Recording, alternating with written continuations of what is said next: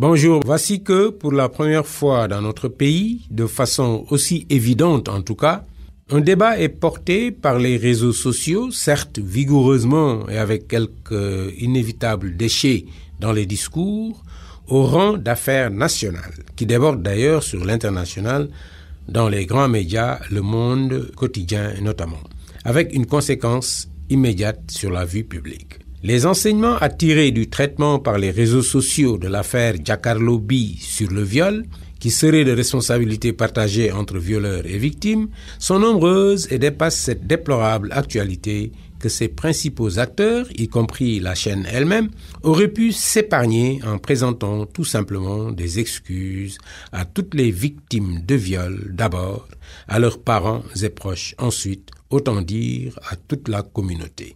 Mais, et nous l'avons suggéré tantôt, ce qui nous intéresse ici aujourd'hui, c'est les enseignements à tirer du rôle catalyseur joué par les réseaux sociaux dans ce débat. Et comme s'ils se mettaient à leur fenêtre pour se regarder marcher dans la rue, certains animateurs des débats n'ont pas hésité à en analyser qui les causes profondes, qui les implications sociales, qui les conséquences sur même le traitement de l'information et donc ses multiples conséquences sur l'avenir de notre société. De ces dernières observations, une a particulièrement retenu mon attention pour diverses raisons.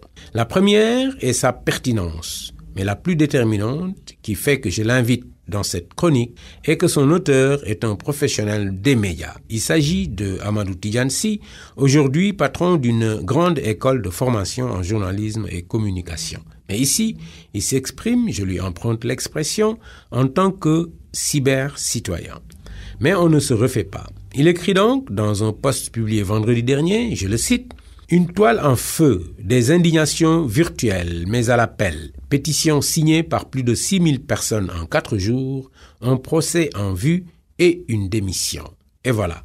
Quelle que soit donc l'issue finale de cette affaire, tous les hommes publics devront en tirer les leçons. Nul ne peut plus contrôler, encore moins monopoliser la parole dans l'espace public. La cybercitoyenneté est une réalité avec laquelle il faudra désormais compter. Si les médias mainstream restent le quatrième pouvoir, ce qui est à vérifier, il faudra accepter que leur puissance s'érode et qu'un contre-pouvoir est désormais sur leur flanc si ce n'est simplement pas la naissance d'un cinquième pouvoir. Je crois que les chercheurs ont là matière à réflexion. Bon week-end. Fin de citation. Je ne sais pas si j'ai eu un bon week-end, mais vous m'en avez offert un de studieux.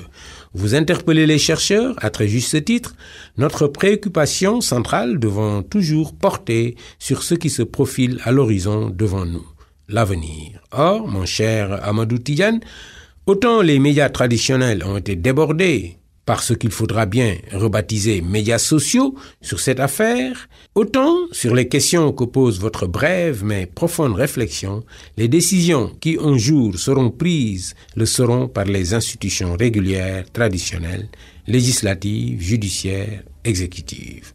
Or, le moins que l'on puisse dire, c'est qu'on ne sent pas de leur part un intérêt soutenu pour ce qui se passe sur les réseaux sociaux, notamment cette dernière qui nous préoccupe aujourd'hui et qui aurait pu enflammer autre chose que la toile si elle avait touché certaines catégories sociales ou groupes moins fragiles que des femmes violées. Or, c'est une possibilité avec laquelle ce que vous appelez la cybercitoyenneté cohabite tous les jours dangereusement avec les questions religieuses, ethniques, etc.